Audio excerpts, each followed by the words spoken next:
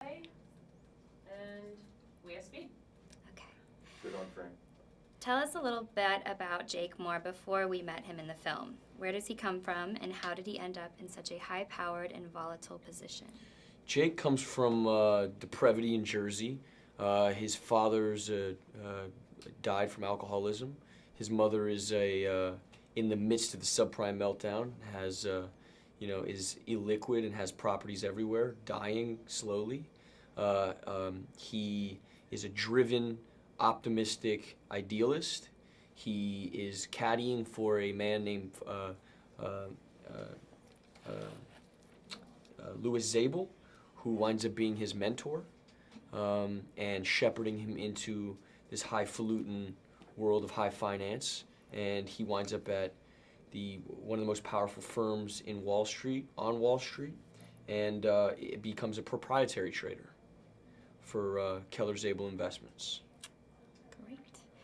So Gordon Gekko is an iconic character and one of the screen's most memorable villains. Was playing opposite the actor who brought this figure to life, Michael Douglas, intimidating for you? Outrageously so.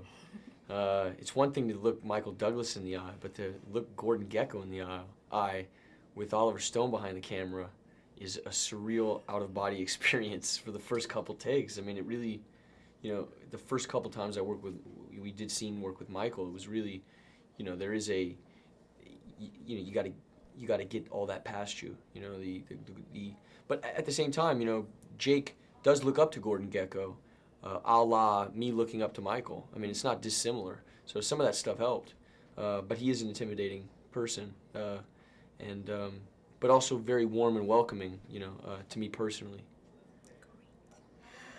Did you know much about the wheelings and dealings of the financial world prior to taking on the role of Jake, and what kind of research did you do? I knew nothing about the economy. I knew nothing about math, really. I was kicked out of every school I ever went to. It was sort of, I was never scholarly. Didn't know much about the economy. Never was interested, really. But I was told very early on that if I was to do this movie, one of the job requirements was to become as astute as possible. And he essentially, Oliver, wanted a Wall Street consultant and a lead actor in the same person.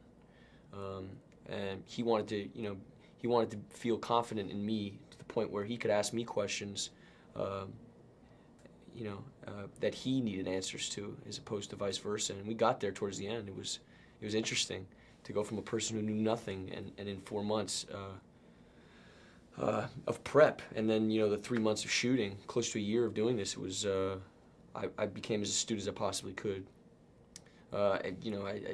In multiple ways. I mean, every door was open to me because of the success of the first movie.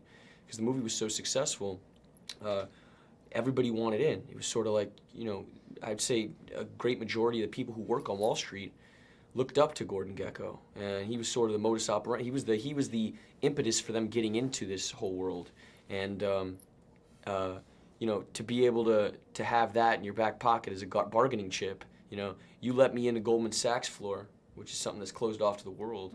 It's like it's Illuminati up there.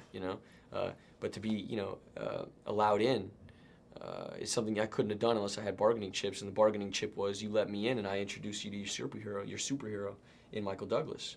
And so it's beautiful. I was given opportunities that Charlie wasn't even allowed, and because of the success of his performance in that film, I was able to meet with the sages of finance and really, I was in it. I was in it as far as I could go. And do you closely follow the financial world now? Not as heavy as I was then. Then I was day trading, not just for my own account, but I was trading 4 or 5 other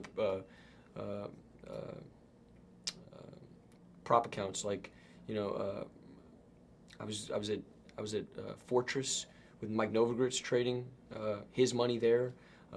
Schottenfeld, they set me up like millions and millions of dollars to trade, day trading with them. And this would be like my nights or my weekends. My weekends would be full of currency trades and international markets. And then the week would start up, and I'd be trading on my cell phone, and then I'd be trading at work, and I'd be trading in the morning, and then I would get off work and I'd be trading at night. But I wouldn't be trading my money. I'd be trading a proprietary account for Fortress, which is just like, it's insanity. These are the biggest hedge funds in the world.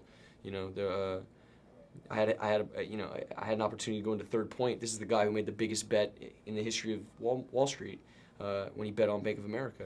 You know, and for these people to, you know, George Soros and Nouriel Roubini and Mike Novogratz and Tommy Belisis, and you know, I had a really solid support system in place that Oliver helped create.